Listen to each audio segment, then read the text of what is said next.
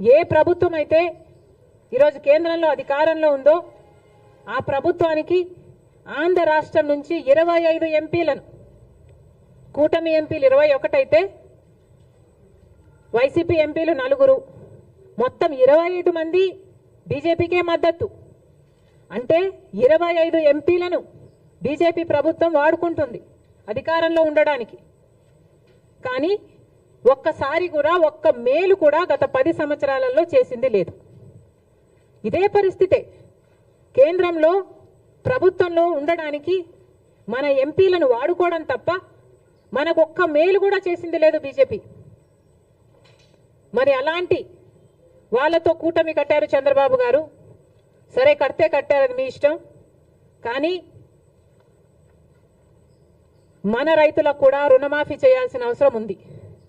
మీరు వాళ్ళతో మాట్లాడతారో, బుజ్జకిస్తారో, ఒప్పిస్తారో, కొట్లాడతారో, ఏది చేసైనా సరే మన రైతులకు కూడా రుణమాఫీ చేసేటట్టు చంద్రబాబు గారు ప్రయత్నించాలని కాంగ్రెస్ పార్టీ డిమాండ్ చేస్తుంది.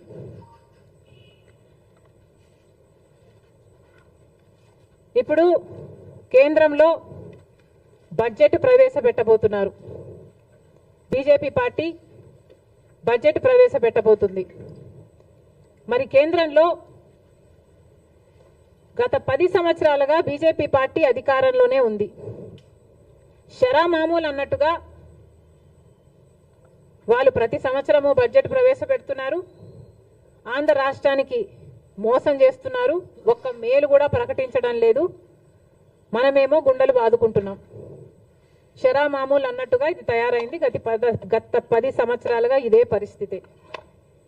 ఈ సంవత్సరం ఏమైనా తేడా ఉంటుందా, మార్పు ఉంటుందా? చంద్రబాబు గారు సమాధానం చెప్పాలి. గత 10 సంవత్సరాలుగా బీజేపీ పార్టీ మనకిచ్చిన హామీలలో ఒక్క హామీ కూడా నెరవేర్చలేదు. మరి ఈ సంవత్సరమైనా, ఇప్పుడైనా, కూటమి కట్టినందుకైనా బీజేపీ పార్టీ కేంద్ర బడ్జెట్లో ఆంధ్ర రాష్ట్రానికి ఏం చేయబోతుంది అని కాంగ్రెస్ పార్టీ ప్రశ్నిస్తుంది. పోలవరం ప్రాజెక్టు తీసుకుంటే పోలవరం ప్రాజెక్టుకు సంబంధించి మేము డబ్బులు ఇచ్చేసాము అని కేంద్రం చెప్తుంది. మరి ఇంకా ప్రాజెక్టే పూర్తి కాలేదు. ఈ పరిస్థితుల్లోనే మేము ఇచ్చేసాము, డబ్బులు లేవు, ఇయ్యము అని మీరు చెప్తున్నట్ట. అంటే మా పోలవరం పరిస్థితి ఏమిటి? ప్రజలకు క్లారిటీ ఇవ్వాల్సిన అవసరం ఉంది. రాజధాని కథ ఏమిటి? రాజధాని కట్టుకోవాల్సిన అవసరం ఉంది. 2014లో చంద్రబాబు గారు చెప్పిన మాట 50,000 కోట్ల రూపాయలు కావాలి రాజధానికి అని. అదే ఇప్పుడు లెక్కేసుకుంటే కనీసం 1,00,000 కోట్ల రూపాయలైనా అవుతుంది. మరి ఆ లెక్కన మా రాజధాని ఎప్పుడు అవుతుందో, బీజేపీ పార్టీ మీరు డబ్బులు ఎప్పుడు ఇస్తారో కూటమి కట్టినందుకు చంద్రబాబు గారు, బీజేపీ పార్టీ కలిసి సమాధానం ఇవ్వాల్సిన అవసరం ఉంది. వైజాగ్ స్టీల్కు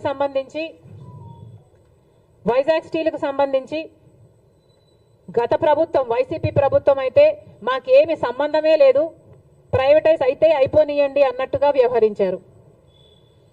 అసలు మా దగ్గర డబ్బులు లేవు అని ఎలక్షన్ క్యాంపెయిన్లో జగన్మోహన్ రెడ్డి గారి దగ్గరికి వెళ్ళి అడిగితే ఆయన అన్నారంట, అవునా నష్టాలలో ఉందా అని ఆశ్చర్యపోయాడట. అలాంటి ప్రభుత్వం నుంచి ఇప్పుడు కూటమి ప్రభుత్వం వైజాగ్ స్టీల్ గురించి కొంతమంది ప్రైవేటైజ్ అవుతుందని, కాదని అధికారంలో ఉన్న వాళ్ళే చెప్పి కన్ఫ్యూజ్ చేయగా నిన్న ఇంకొక మంత్రి ప్రైవేటైజ్ చేయబోము అన్నారు. మంచిది సార్, ప్రైవేటైజ్ చేయడానికి వీలు కూడా లేదు, మేమెవరం ఒప్పుకోము. ప్రైవేటైజ్ చేయకపోయినా విశాఖ స్టీల్కు సంబంధించిన క్యాప్టివ్ మైన్స్ సంగతి ఏమిటి? క్యాప్టివ్ మైన్స్ ఏర్పాటు చేయాల్సిన అవసరం ఉంది.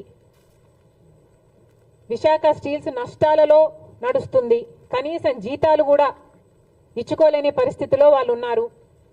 ఎప్పటికప్పుడు డబ్బులు కావాల్సి వచ్చినప్పుడల్లా వాళ్ళ భూమి అమ్ముకొని మరి వాళ్ళ జీతాలు ఇచ్చుకోవాల్సిన పరిస్థితికి అన్ని ప్రభుత్వాలు కలిసి వాళ్ళను దిగజార్చాయి.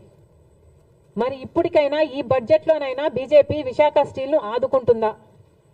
మన రాష్ట్రానికే కాదు దేశానికే గర్వకారణం విశాఖ స్టీల్.